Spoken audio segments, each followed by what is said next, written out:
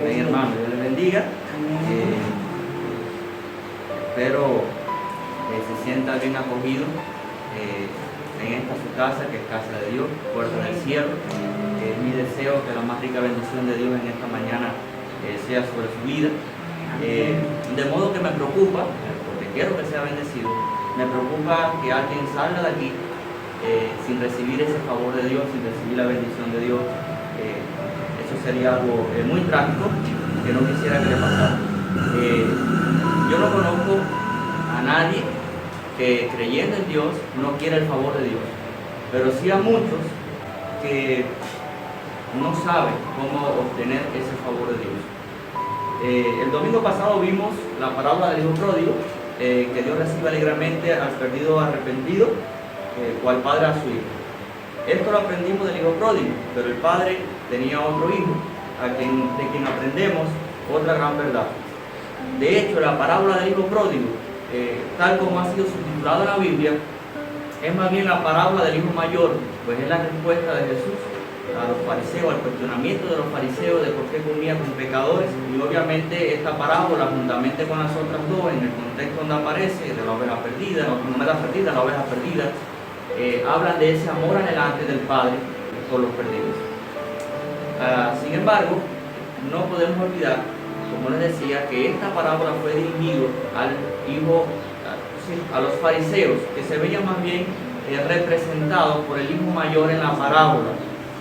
Así que haremos bien analizar al hijo mayor en el trasfondo de la escena de esta parábola, muy conocidas en la Biblia. Para esto le invito a que vaya por favor allí a Lucas 15, del 25 al 32, para trabajar solo los últimos versículos que describen el espíritu y carácter del fariseo.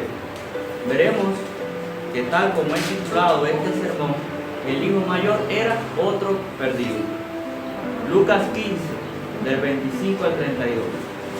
Nos ponemos en pie a reverenciar a Dios de la Escritura. Leemos el pasaje. Voy a pedir a la hermana Mirnita que pueda estar leyendo el texto. Su hijo mayor estaba en el campo cuando vino y llegó cerca de la casa, oyó la música y la danza, y llamando a uno de los criados, le preguntó qué era aquello. Y él le dijo: tu hermano ha venido y tu palabra ha hecho matar el becerro gordo por haberle recibido bueno y sano. Entonces se enojó y no quería entrar. Salió por tanto su padre, le rogaba que entrase.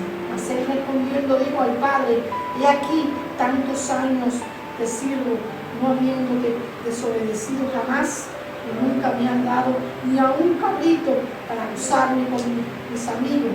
Pero cuando vino tu hijo, que ha consumido tus bienes como con ramera, ha hecho matar para él el becerro gordo.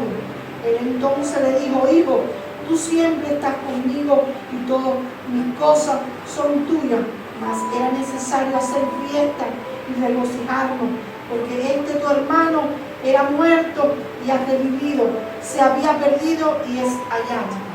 Amén. Invito a orar. Padre, gracias por esta porción de la Escritura. Gracias, Señor, porque tu palabra, Señor, es enviada para producir vida y no vuelve a ti vacía. En esta mañana te quiero, Señor, exponer tu palabra. Ruego, Señor, me uses para transmitirla con fidelidad, y que esta tu congregación y todos aquellos que puedan ver este video, Señor, puedan ser bendecidos por ti. En el nombre de Jesús oramos y contamos y pedimos, Señor, a la asistencia de tu Santo Espíritu. Gracias, Señor. Amén. Puede sentarse, hermano. El problema con el hijo mayor y los tantos que representa en el mundo es que no se saben perdidos. Así que nos conviene ver las características conducentes a tal ignorada perdición. Esto es esencialmente porque no saben, escuche bien, quien crea que se merece el favor de Dios, a sí mismo se engaña y pierde su bendición.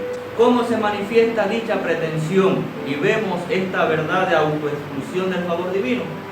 Los rasgos del hermano mayor, tal como se presenta en la descripción de su carácter, manifiesta el espíritu autojustificante del fariseísmo que detesta al Señor y autoexcluye la mínima posibilidad de favor divino. Los fariseos se creen personas justas. Ve allí en los versos del 29 al 30, con pretensiones de mérito personal para ganar el favor de Dios. Vean el verso 29, como el hijo mayor de la parábola protesta contra el padre en un descontento y reclamo del favor de una fiesta como la celebrada a su hermano por ser obediente. Le dice que él nunca le había desobedecido. Note que no dice que generalmente te he obedecido, dice que nunca había desobedecido. Perfecto.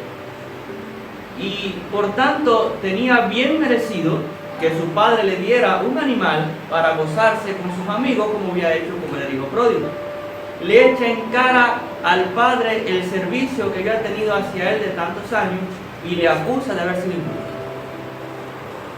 Recuerdo el relato de un pastor que tenía un amigo militar y juntos cenaban compartiendo estos dos amigos, y el militar no era creyente. El pastor obviamente quería ganar a su amigo para Cristo, y una y otra vez se le presentaba el mensaje de la gracia de Dios otorgada, de la justicia que Dios otorga en Jesucristo al pecador. Y simplemente este militar no podía aceptar, no podía ver como algo correcto el que una persona no se ganara el favor de Dios. Quizás por su régimen militar, donde son personas muy disciplinadas, él entendía que era imposible que Dios simplemente pudiera darle su gracia, su favor a una persona sin tener en cuenta su sacrificio, su disciplina, su determinación, su obediencia. Y esto fue algo que relata este pastor, y es algo que también pasa y duele, vemos en el corazón de Pablo en la Biblia, respecto a la misma nación judía. Ustedes podrán ver en el capítulo 10, verso 3 del libro de Romanos, cómo dice Pablo de esta manera, con profundo dolor del autoengaño de su nación. Él dice, esta nación que se perdía, dice, porque ignorando la justicia de Dios y procurando establecer la suya propia, no se han sujetado a la justicia de Dios, señalando que solo podemos ser justificados en la justicia de Jesucristo. Eso en el versículo a continuación. Esta lección la aprendió, ¿sabe qué? El anciano pescador, que aparece este relato también en muchos tratados, que bajo el título La Gran Perla. Estoy seguro que muchos lo han leído. Habla de un evangelista en una región remota, hace amistad con un viejo pescador que había pescado toda su vida, pero que más bien la profesión de este era buscar perlas en las profundidades del mar. Una y otra vez el evangelista a su amigo pescador le hablaba de la gracia y el favor de Dios, y él creía en Dios, pero decía que él no podía aceptar, él no podía entender que eso no era así, no podía ser así, que Dios simplemente justificara al pecador por creer en Jesucristo, que la persona tenía que ganarse el favor de Dios. Tanto así que él dijo, me voy en un peregrinaje. El peregrinaje es una de las actividades católicas romanas, donde de penitencia, de ganarse el favor de Dios por medio de algún esfuerzo físico. Y él se iba de peregrinaje a ganarse la salvación. No podía entender cómo este evangélico decía que era una cuestión de gracia solo por la fe. Pero antes de irse, él realmente había establecido una gran amistad con este evangelista y le quiso hacer un regalo. Pero le quiso hacer su regalo más preciado, la perla más grande que tenía. Y cuando se la fue a dar al evangelista, el evangelista le dijo, esta perla tiene un gran precio y yo no puedo aceptar este regalo, yo te lo quiero pagar. Y le dijo, no podrás pagar jamás el precio de esta perla porque costó la vida de mi hijo. El hijo de este pescador también había sido de profesión pescador, igual que su padre, de las profundidades buscando perlas. Y había fallecido tratando de alcanzar esa perla. Se ahogó tratando de alcanzarla. Esa perla había costado, era la más grande, la más linda, pero la había costado y quizás la más cara. Pero aún más cara para ese padre pescador porque costó la vida de su hijo. Esto es basado en hechos reales. Cuando le dice esto, más bien él insistió aún y dice, se sintió dolido, ofendido, porque no entendía que era un valor sentimental muy grande, que ningún dinero del mundo podía pagar el precio de esa perla que simplemente le estaba dando porque amaba a su amigo y quería dejar un recuerdo. Pero esto ilustró el punto del evangelista. Así es la actitud de todos aquellos que se rehúsan a aceptar la gracia y el favor de Dios, pisoteando la sangre del Hijo de Dios Jesucristo. Es una ofensa a Dios decirle: la sangre de Cristo no basta, tengo yo que ganarme ese favor, ganarme la salvación, ganarme la bendición. No es suficiente la sangre del Hijo. Bueno, qué bueno que este viejo pescador sí entendió, no como el militar en la ilustración anterior. Y él ahí pudo comprender, como padre, que realmente solamente se podía ganar la gracia y el favor de ese Padre Celestial, recibiendo el regalo de Jesucristo, la santificación de su sangre. Eso pasó allí, y bueno, fue un desenlace feliz, y hay en muchos tratados, pero no siempre es así. Todavía se ve esta actitud fariseo de muchos, con pretensiones que aparecen no solamente como gente, son gente buena, justa, sino vienen también ahí enseguida la comparación, que son pretensiones de que son mejores que los demás.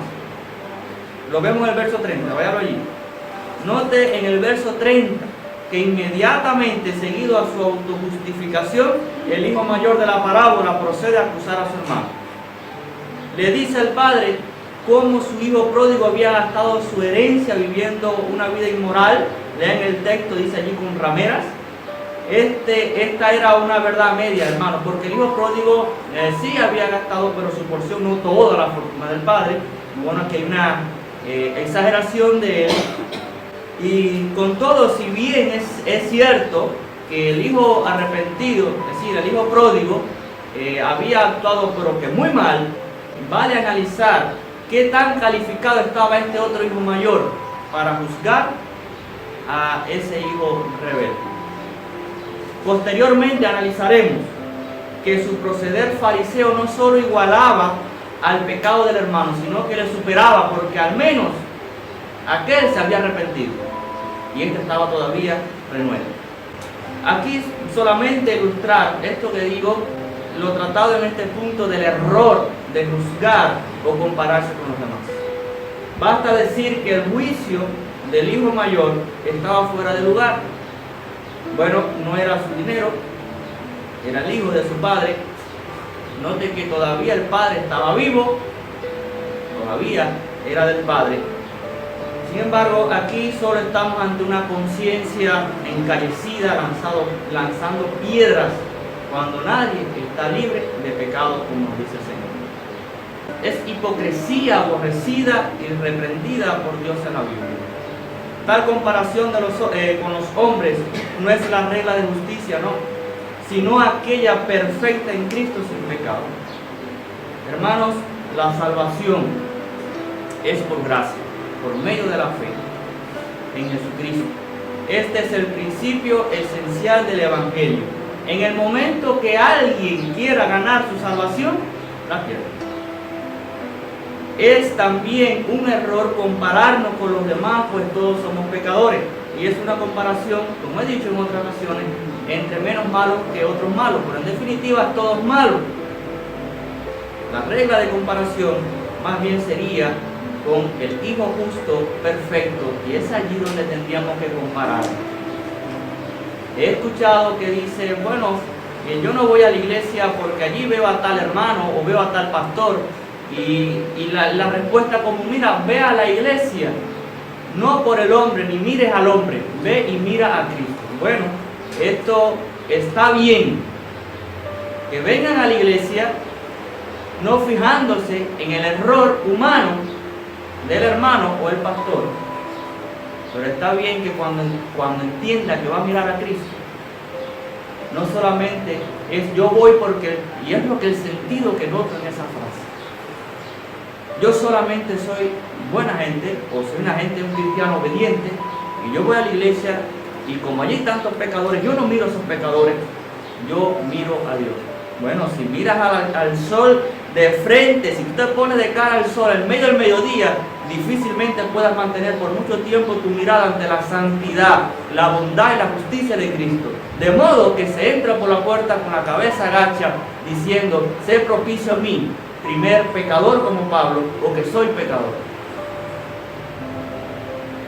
Vengo a la iglesia, busco de Dios para recibir su favor, su gracia en Jesucristo.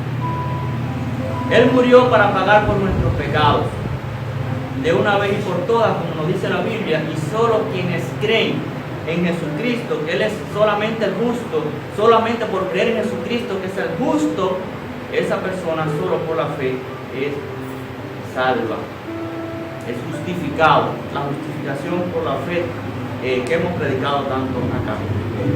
Claro que una conducta posterior piadosa es lo que viene, aún no exenta de pecado, pero en sí un progreso de santificación es el fruto natural que vemos en un verdadero creyente que realmente ha aceptado el favor de Dios en su corazón. Pero hay más en el texto, hermano, hay más que revela la verdadera característica del fariseo. Lo que en realidad es que en vez de ser personas justas, como pretenden, son personas muy, pero que muy injustas. Véalo en los versículos del 28 al 32, que son carentes de amor. Era un hombre carente de amor, el hijo mayor en la parábola. Su falta de amor es evidente por al menos un par de cosas. En su desamor con su hermano. Noten el verso 30 que le dice al padre: pero cuando vino tu hijo, es tu hijo. Cuando vino tu hijo, esto es una expresión de desprecio profundo, no reconociendo a su hermano, que el padre le corrige más adelante, y el padre le dice en el verso 32, porque tu hermano, recordándole que a pesar de todo, todavía seguía siendo su hermano de sangre. Bueno, esta parábola es la respuesta a los escandalizados fariseos que cuestionaban a Jesús, que comía con pecadores. Equivale sus expresiones a que ellos decían: este publicano o ese publicano. Bueno, recordándole a Jesús que todavía eran sus hermanos, hijos de Abraham, sus hermanos de sangre. Juan en su primera epístola nos enseña que quien no ama a su hermano, que ve, no puede amar a Dios que no ve. Queridos, no solamente estamos hablando acá del problema afuera, cuando usted toca una puerta y le presenta el evangelio, la persona salta con que es muy buena, muy justa y da un plato de comida al vecino.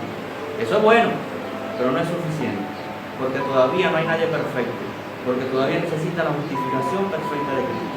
Pero es que también vemos aquí a la actitud de muchos hermanos dentro de la iglesia, con espíritu de murmuración, o de aquellos que se creen guerreros espirituales, que obtienen la bendición y el favor de Dios por medio de algunos ejercicios o medios de gracia que Dios le da, que andan arrebatando y obteniendo las cosas con su gran destreza, obediencia y consagración. Es desamor también con el padre. Veanlo allí, que solo quienes son padres saben lo que se quiere un hijo, solo quienes son padres. Al menos él tenía que haberse alegrado porque ese padre estaba feliz porque su hijo había sido encontrado. Recordarán la historia de José. En la historia de José, los hermanos con envidia habían rechazado a José y lo habían vendido como esclavo. Pero cuando José en Egipto les dice que le tienen que traer a su otro hermano menor, a Benjamín, ellos dijeron: no, méteme preso a mí, pero no podemos buscarlo porque traería mucho dolor al corazón de mi padre si ahora pierde también a Benjamín, porque ya perdió un hermano. Estos eran hijos conscientes del valor que estuvieron allí en ese momento. Ya hay una etapa de arrepentimiento, de madurez en la vida de estos hermanos, y entendieron de que era cosa grande para su padre perder a Benjamín, a su hijo más pequeño. Este hermano, como dicen por ahí, le importó un bledo que su padre estaba feliz por haber recibido su hijo. no le importó. De hecho, más bien cuando usted ve allí, lo que hizo fue acusarle, acusó a su viejo padre con injusticia porque el hombre hizo una fiesta por el retorno de su hijo. Claro que en el contexto histórico, al igual que el pródigo, el mayor estaba interesado y quería obtener el dinero del padre. Solo que él lo quería obtener con la obediencia y el otro lo pidió adelantado. Pero en definitiva todos estaban interesados en el dinero. Bueno, el último se había arrepentido, pero este pródigo todavía seguía allí reclamando porque quería el carnero gordo para hacer una fiesta para él, que por qué no hacía eso con él y demás y demás. El padre le corrige entre ruegos, diciéndole que todo lo que tenía era para él. Bueno, eso es cierto, porque al haberle dado la parte de la herencia en vida a su hijo menor que se había ido, ya el hijo menor no tenía para reclamarle después, y cuando el padre muriera, entonces todos los bienes que son del padre irían a pasar al hijo mayor. Y el menor se todo lo que tengo es tuyo, todo lo que yo tengo un día va a ser tuyo, y tú disfrutas de todo lo que yo tengo mientras esté bajo mi techo. De hecho, seguramente podía comer de aquella forma, y estaba rogando para que entrara. Solo que ambos debían recordar que aún el padre no había muerto. Uno se había arrepentido. Debían recordarlo para estar hablando del asunto de las posesiones y de las herencias. Dice un hermoso poema que ilustra la motivación de la vida y servicio cristiano. No me mueve, mi Dios, para quererte el cielo que me tienes prometido, ni me mueve el infierno tan temido para dejar por eso de ofender.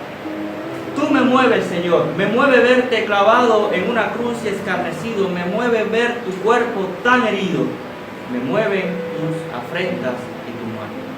Me mueve, en fin, tu amor, y en tal manera que aún si no hubiera cielo, yo te amara, y aunque no hubiera infierno, te temiera. No me tienes que dar porque te quiera, pues aunque lo que espero no esperara, lo mismo que te quiero, te quisiera. Pero vemos la verdadera actitud de este fariseo, de este hijo mayor, que era rebelde y obstinado. Era un hombre terco, véalo en el verso 28. Dice del hijo mayor que enojado no quiso entrar, bravo, no quiso entrar a la casa de su padre. El padre salió en vano a persuadirle y solo recibió protestas sin que en la parábola el Señor nos dijera de que al final haya entrado. El segundo hermano arrepentido regresó a casa, mientras que ahora el mayor se rehusó a entrar. Queridos hermanos, había otro muchacho perdido. El hijo mayor estaba en el campo cuando su hermano volvió al hogar. Cuando su padre le invitó a que participara de la fiesta que estaba celebrándose en la casa por el retorno de su hermano, se rehusó. Afirmó que había vivido justamente toda su vida y que era el más merecedor de recompensa que el pródigo. El hijo mayor estaba perdido, totalmente carente de arrepentimiento. El pródigo volvió al hogar por cuanto se arrepintió de su pecado. Por otra parte, el hijo mayor, por lo que le atañe a la narración, no se reconcilió con su padre. Los dos hijos son tipos de dos clases de personas. El primero, del pecador, que va a Dios reconociendo abiertamente su pecado, pidiendo perdón. El otro es el que pretende tal justicia propia que se considera como necesitado de arrepentimiento. No puedo dejar de sentir dolor, les mencionaba ahorita mi experiencia misionera tocando las casas y predicando por las casas, cuando una persona sería, yo soy buena persona. Porque sabía que eso era la última, esa persona estaba perdida sin saberlo. Y que para esa persona sí no había posibilidad. Hay más posibilidad de una persona que vive perdidamente para salvación y lo reconoce, aunque esté perdidamente viviendo, y admite que una persona, hay más esperanza para ese, de que un día se arrepienta, que para una persona que vive una vida correcta, pero sin embargo todavía imperfecta, todavía con pecado, todavía no puede lanzar piedra, todavía necesita la gracia y la justicia de Dios, sin embargo dice que no le hace falta. Y eso da dolor, Y vemos en esta parábola esta verdad de que quienes crean que pueden recibir o que se merecen el favor de Dios, así mismo se engañan y pierden la bendición, la salvación de Dios. ¿Te has encontrado tú como el hijo pródigo, admitiendo tu culpa y descubriendo la plenitud de su perdón, del perdón divino? ¿O eres acaso como el hijo mayor, demasiado bueno para necesitar el perdón de Dios? ¿O demasiado o muy fuerte espiritualmente, arrebatando y ganándote el favor de Dios? El hijo mayor, el Salvador dijo: el que a mí viene, no le echo fuera. El hijo mayor no vino, no entró, por problema de creerse justo y bueno. No quieres venir a Él ahora mismo. Eso es una invitación de parte de Dios.